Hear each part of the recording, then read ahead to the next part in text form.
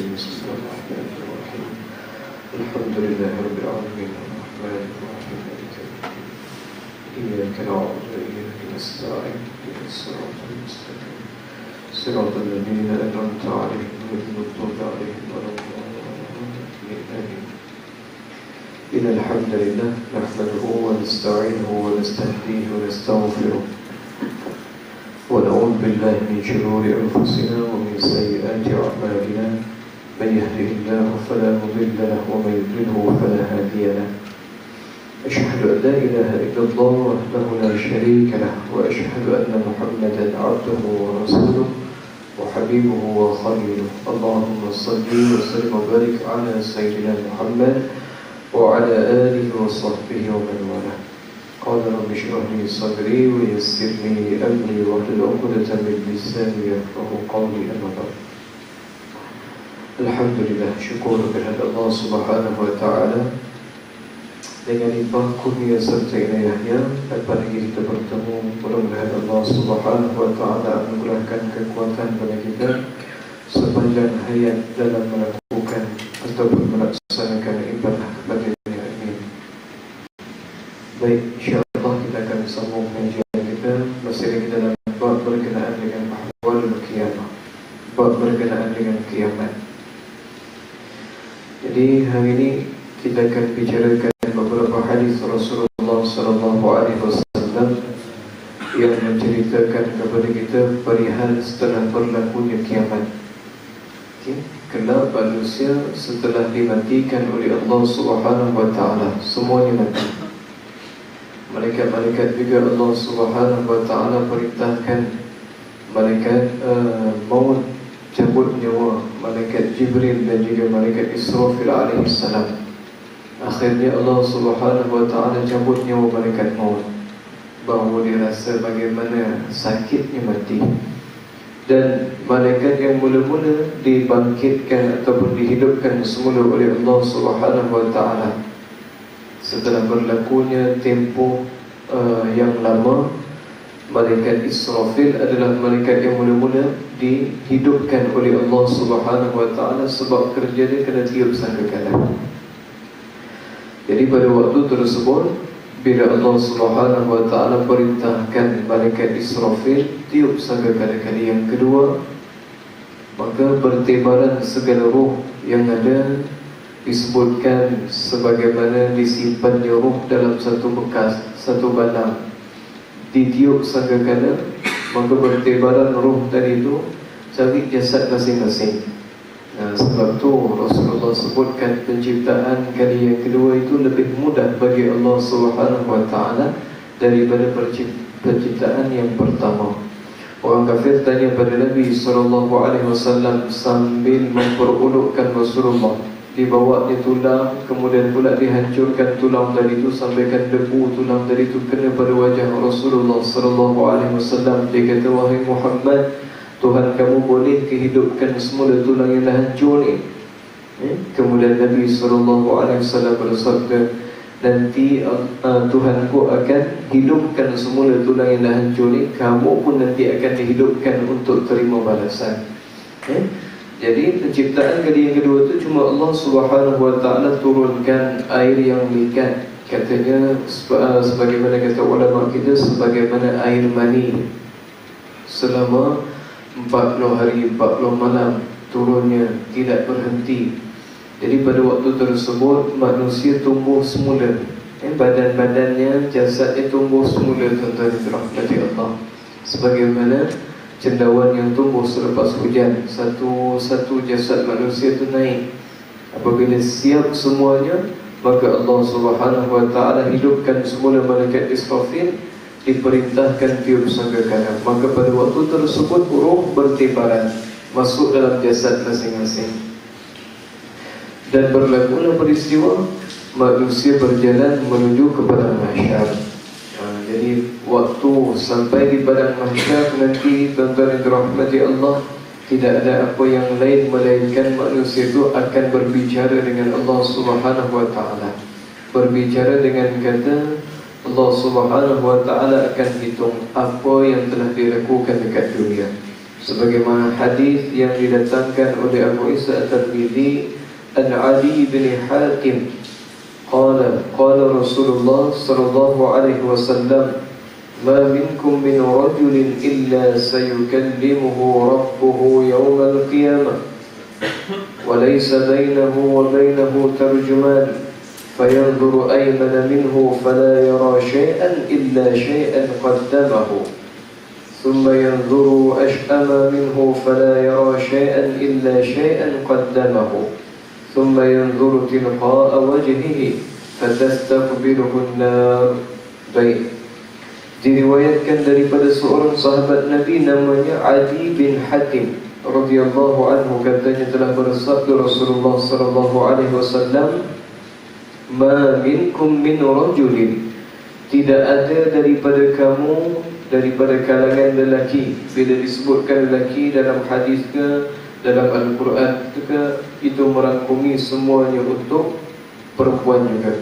Sebab ar-rijalu qawwamuna 'alan nisa, lelaki itu merupakan ketua bagi perempuan. Jadi bila disebutkan perihal tadi itu berkenaan dengan lelaki, termasuk juga yang perempuan.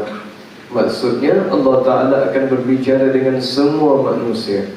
Ma minkum min rajulin, tidak ada daripada kamu seorang lelaki, illa sayukallimuhu rabbuhu yawmal qiyamah, melainkan dia akan diajak berbicara, dia akan diajak bercakap dengan Allah Subhanahu wa Ta'ala pada hari kiamat nanti.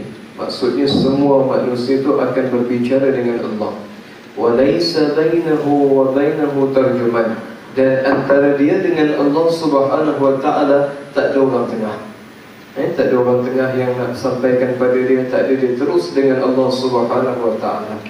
Jadi pada waktu tersebut, orang yang dihadapkan di hadapan Allah ni dah rasa menggigil. Nabi-Nabi pun pada waktu tersebut tak berani nak bercakap. Nabi Allah Adam alaihissalam bila diajak berbicara, bertemu manusia dalam keadaan tunggu yang begitu lama di padang mahsyar, beratus ribu tahun.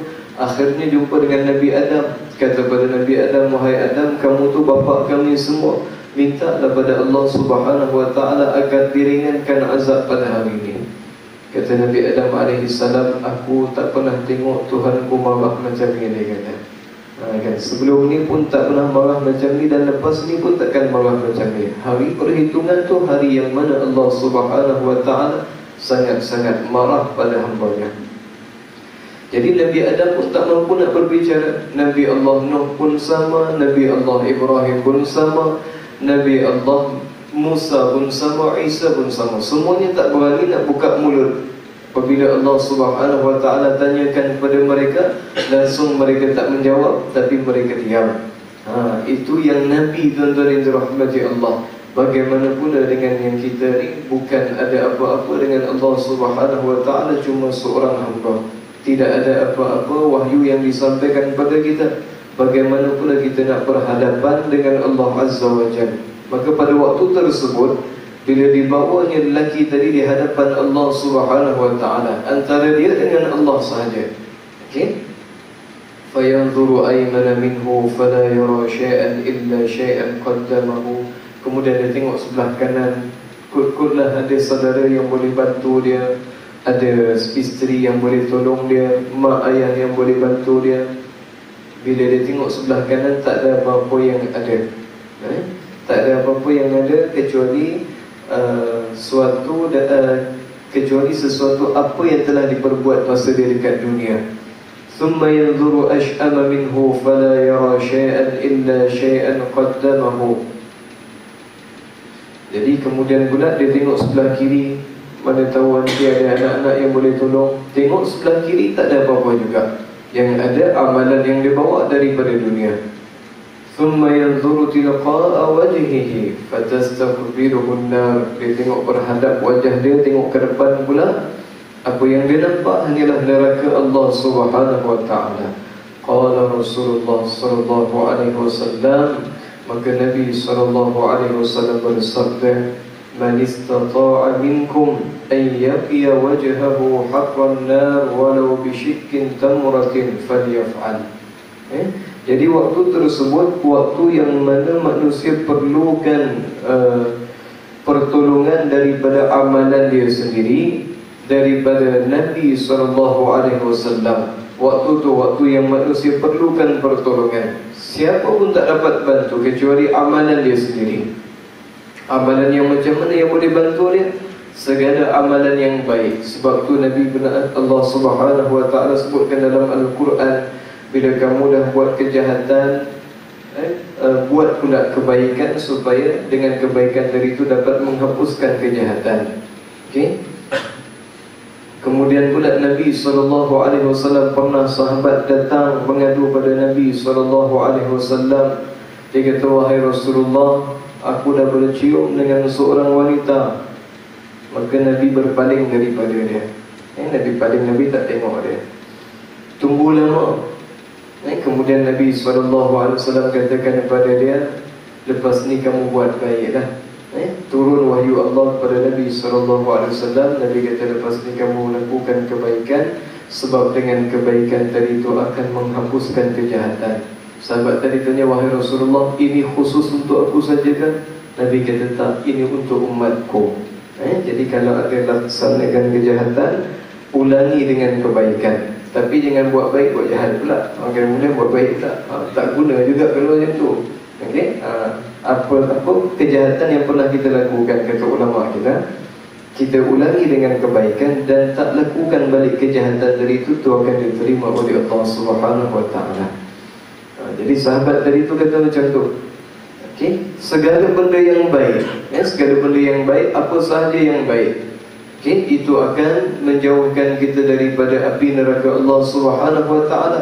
Tapi kata Rasulullah, sabda Nabi SAW, man istata'a minkum, siapa yang mampu di kalangan kamu, kata Rasulullah, siapa yang ada kekuatan, kekuasaan, kekayaan, harta dan sebagainya, ayyaqiya wajhahu harran nar, bahawa dia nak memelihara muka dia daripada terkenanya api neraka Allah Subhanahu Wa Taala. Terkenanya panas, bukan api, panas neraka Allah Subhanahu Wa Taala. Okey, dia nak jauhkan wajah dia, muka dia, badan dia daripada panas api neraka Allah Subhanahu Wa Taala, walau bisyikkin tamratin, kata Rasulullah, walaupun dengan sebelah biji tamar. Okay, Nabi sebutkan, siapa yang mampu di kalangan kamu nak jauhkan wajahnya daripada panas neraka Allah, walaupun dengan sebelah biji tamar, falyaf'al, Nabi katakan, maka buatlah. Buatlah, maksudnya bersedekahlah dengan sebelah biji tamar pun, kamu akan dapat jauhkan dirimu daripada panas neraka Allah Subhanahu Wa Taala. Itu indahnya yang diberikan kepada umat Nabi SAW. Dengan cara yang begitu pun boleh jauhkan diri daripada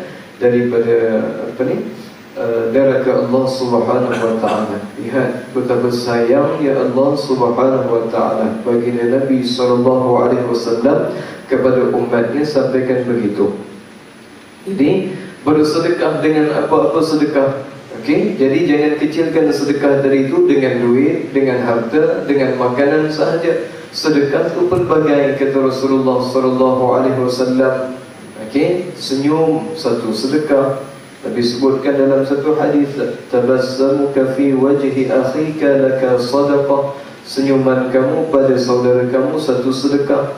Senyuman kamu pada saudara kamu. Sebab itulah perlunya mahabbah fillah, kasih sayang kerana Allah Subhanahu Wa Taala. Bila kita berkasih sayang kerana Allah, kita akan merasai kasih sayang tadi itu berpanjangan.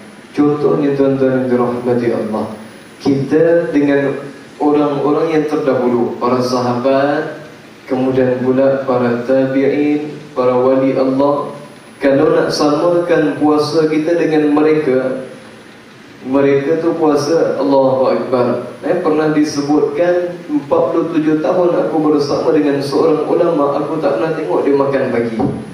47 tahun dia puasa, tuan-tuan. Kita kalau nak kira puasa yang Ramadan saja, yang sunat sampai kan memang tak ada ni. Okey, puasa 6 sibuk dengan open house sana, open house sini. Akhirnya kira-kira tinggal 5 hari je lagi. Tak cukup dah, tak cukup 6. Okey, kalau nak kirakan puasa kita dengan mereka, puasa mereka tu lebih hebat lagi. Kalau nak kirakan ibadah malam kita dengan mereka, ibadah malam mereka lebih hebat lagi, tuan-tuan. Okey, kalau nak dikirakan sedekah kita dengan mereka, sedekah mereka tu lebih besar lagi di sisi Allah Subhanahu wa taala. Satu pagi Nabi SAW habis solat subuh, Nabi tanyakan kepada sahabat, siapa yang hari ini sudah bersedekah? Siapa yang pagi-pagi ni dah bersedekah? Sayyidina Umar komplain, dia kata, wahai Rasulullah, ni baru je habis solat subuh. Baru je habis solat subuh, takkan dah ada orang bersedekah? Kata Sayyidina Abu Bakar, wahai Rasulullah, tadi sebelum aku masuk masjid, aku nampak ada seorang anak yatim, ada seorang orang susah. Jadi aku ada sebuku roti, aku berikan pada dia sikit. Pagi-pagi lagi Abu Bakar dah bersedekah, tuan-tuan yang dirahmati Allah. Kemudian Nabi SAW tanya pula, siapa yang ada berziarah orang sakit pagi-pagi ni? Sayyidina Umar kata, wahai Rasulullah, pagi-pagi mana sempat nak pergi tengok? Abu Bakar kata, wahai Rasulullah, nak datang ke masjid pagi tadi, aku tahu dah Abdul Rahman tu tak berapa sihat. Jadi aku lalu saja, aku ambil jalan yang lalu depan rumah dia, aku singgah dan aku ziarah dia. Tu mahabbah ataupun kasih sayang kerana Allah Subhanahu wa taala. Jadi kalau nak ikutkan sedekah kita memang tak sama dengan mereka, puasa kita memang tak sama dengan mereka, kemudian pula solat kita memang tak sama dengan mereka, tapi kita cinta pada mereka. Akhirnya di akhirat nanti Allah Subhanahu wa taala akan berikan kedudukan kita dengan mereka. Duduk sekali dengan mereka sebab apa? Yang menghubungkan kita tu bukan sebab amalan kita, tapi sebab mahabbah ataupun kasih sayang yang ada dalam diri kita kerana Allah Subhanahu wa taala. Itu pentingnya mahabbah, pentingnya kasih sayang. Okey, jadi dengan sebab orang yang bersedekah, dengan sebab orang yang berikan satu kebaikan pada orang lain, mengajarkan satu kebaikan pun satu sedekah, kemudian pula membantu orang lain pun satu sedekah, berikan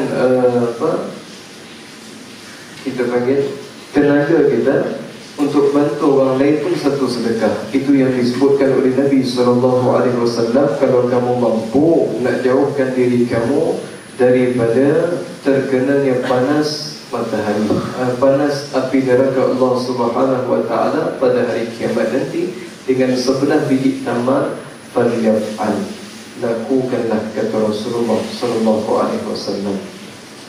Tu dalam mahabbah tu, dalam mahabbah yang dijalinkan oleh para sahabat Nabi itu betul-betul kerana Allah. Satu ketika Salman Al-Farisi pergi ke rumah Abu Darda. Jadi tuan-tuan yang dirahmati Allah, bila dah dihidangkan makanan, Salman ajak Abu Darda makan. Kata Abu Darda, aku puasa hari ni. Dan kemudian kata Salman, tak payahlah puasa, esok-esok pun boleh puasa. Esok-esok pun boleh puasa, hari ni kamu buka aja. Kamu buka puasa kamu, makan sekali dengan aku. Sebab aku tetamu, kata Salman. Aku tetamu, buka puasa. Tak puasa dah Abu Darda pagi tu. Kebiasaan harinya pagi puasa. Kemudian pula bila Salman nak masuk tidur malamnya, Abu Darda dah mula nak solat. Dia tarik tangan Abu Darda. Dia kata, jangan solat lagi, rehat dulu. Rehat dulu. Kemudian pula dah sampai setengah malam, bila dia nak bangun, ditarik lagi tangan dia oleh Salman. Salman kata, jangan solat lagi, awal lagi. Sampai dah 1/3 malam yang terakhir, maka bangunlah solat bersama dengan Abu Darda sekali. Salman pun bangun solat. Keesokan paginya, waktu nak disiapkan sarapan dan sebagainya, keluarlah isteri Abu Darda ni tadi. Keluar dalam keadaan tak ada make up dan sebagainya. Maka ditegur oleh Salman, makcik, mana make upnya? Mana make upnya? Mana hijaunya? Kan, bila ditanya, tuan-tuan yang dirahmati Allah, Abu Darda rasa nak marah. Rasa nak marah. Semalam aku nak puasa, dia tak bagi. Aku nak solat malam awal dia tak bagi. Ini isteri aku pula dia tegur. Kan? Cuba kita dah tuan-tuan, kalau kita pergi rumah saudara kita, ni kalau mahabbah bukan kerana Allah ni tuan-tuan, kita tengok apa yang jadi. Kalau kasih sayang tadi tu bukan kerana Allah, tengok apa jadi. Bila kita tegur agak-agak, apa kena jadi pada kita? Dihalau ni tuan-tuan, makan nebuk rumah tangga orang. Ni Abu Darda akhirnya tak tahan, pergi jumpa Rasulullah, komplain pada Nabi. Dia kata, wahai Rasulullah, Salman ni apa ya, datang rumah aku jadi tetamu aku, habis semuanya dia tegur aku, sampaikan bini aku pun dia tegurnya juga. Nabi SAW bersabda, Salman tu betul. Salman tu betul, kata Rasulullah. Sebab apa? Pernah satu ketika 3 orang lelaki datang jumpa dengan Sayyidatina Aisyah.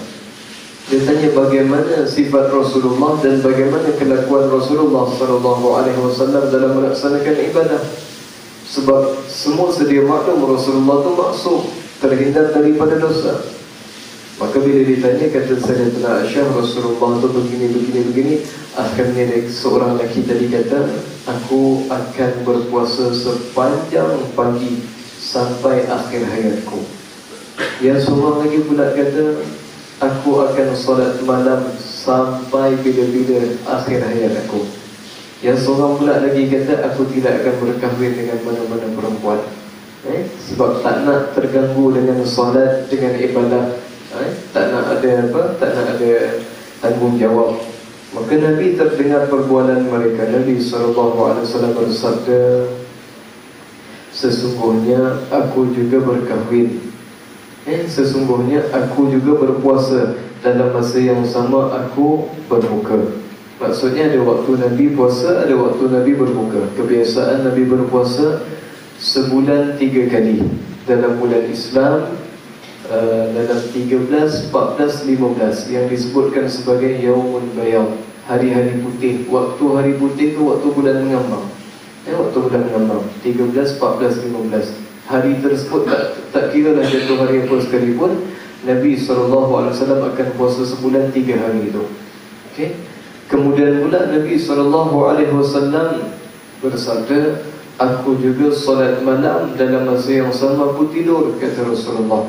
Aku solat malam dalam masa yang sama aku tidur. Nabi tidur dulu. Di akhir-akhir baru Nabi SAW bangun solat malam. Akhir malam Nabi bangun solat. Jadi ada waktunya Nabi SAW tidur, ada kalanya Nabi solat malam, dan ada kalanya Nabi tak sedar pun.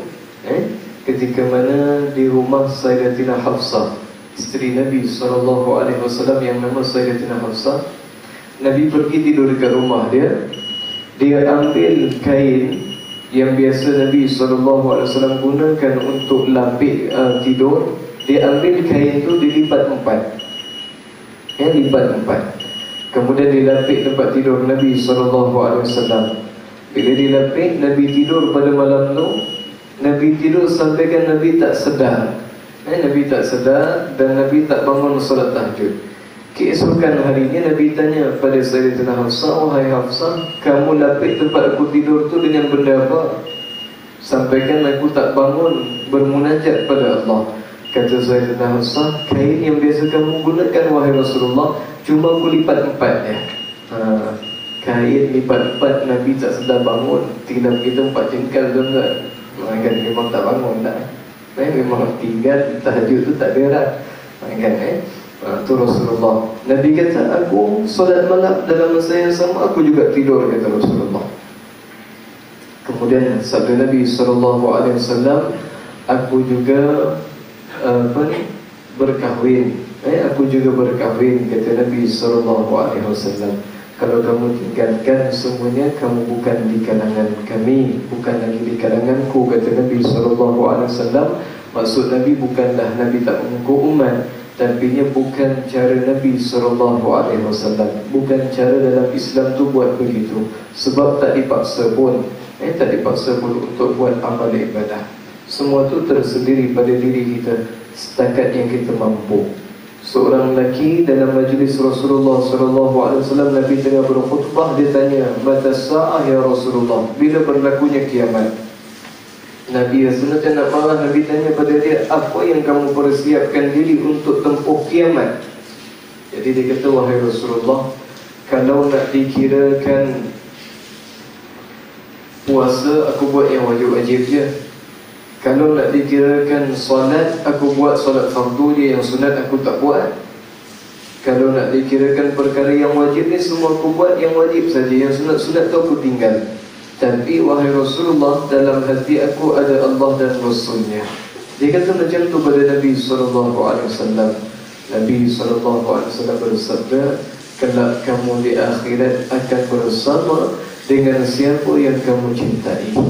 Anas bin Malik masa tu ada dalam majlis Nabi, dia kata apa? Inilah hari yang aku rasakan paling gembira. Sebab apa? Sebab Nabi sebutkan hadis tersebut, mereka akan bersama dengan siapa yang mereka cintai. Kata Anas, aku paling cinta Rasulullah SAW. Baik, tuan-tuan dan rahmati Allah. Nama-nama bagi hari kiamat tu banyak. Dalam Al-Quran ada disebut satu persatu. Jadi kalau nak disebutkan di sini banyak sungguh, tuan-tuan dan rahmati Allah, sampai 4,000 muka surat tak habis lagi. Okey, baik. Lihat hadis yang berikutnya. Ada Ibn Mas'udin عن النبي صلى الله عليه وسلم لا تزال قدم ابن آدم يوم القيامة من عند ربه حتى يسأل عن خمس عن أموره فيما أفناه وعن شبابه فيما أبلاه وعن ماله من أين اكتسبه وفيما أنفقه وماذا عمل فيما علم. Hadis sahih. Hadis daripada Abdullah bin Mas'ud radhiyallahu ta'ala anhu, daripada Nabi SAW. Nabi bersabda, qala, dengan sabdanya, la tazalu, tidak akan berganjak. Tazalu tu maksudnya tidak akan berubah, tidak akan bergerak.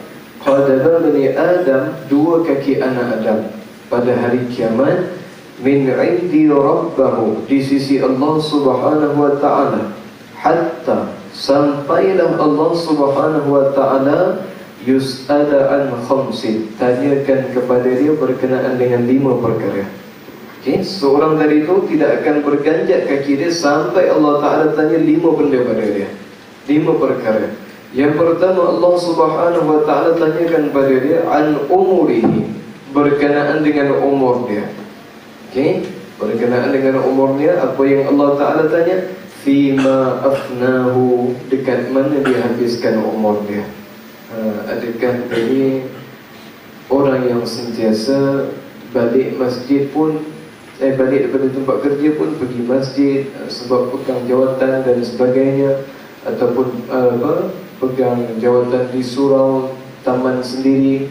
Adakah dia habiskan masanya di rumah-rumah Allah, ataupun balik kerja tu terus singgah tempat lain, lepak dulu, habiskan masa begitu saja.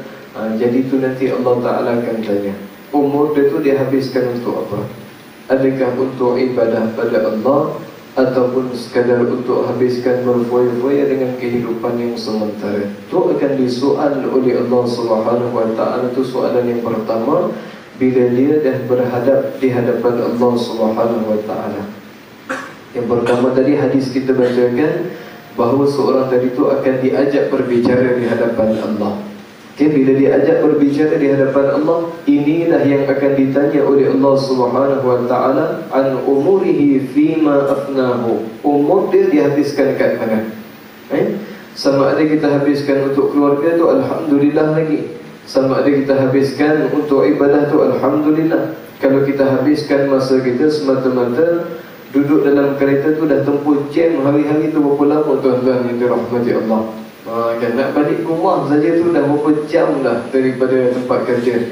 Adakah kita habiskan dalam kereta tadi tu dengan bacaan Al-Quran, atau sekadar ngelamun, atau dengan radio dan sebagainya?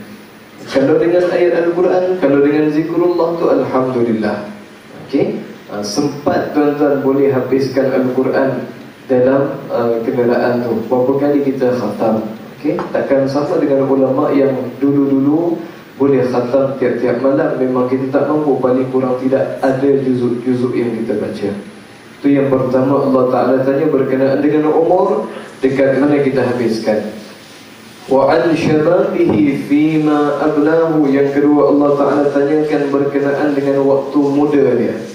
Waktu muda, waktu remaja, fima ablahu, dekat mana dia gunakan waktu muda dia. Waktu muda dia Allah Ta'ala tanya, waktu tua Allah Ta'ala tak tanya, tuan-tuan. Sebab waktu muda tu waktu orang dalam keadaan kuat.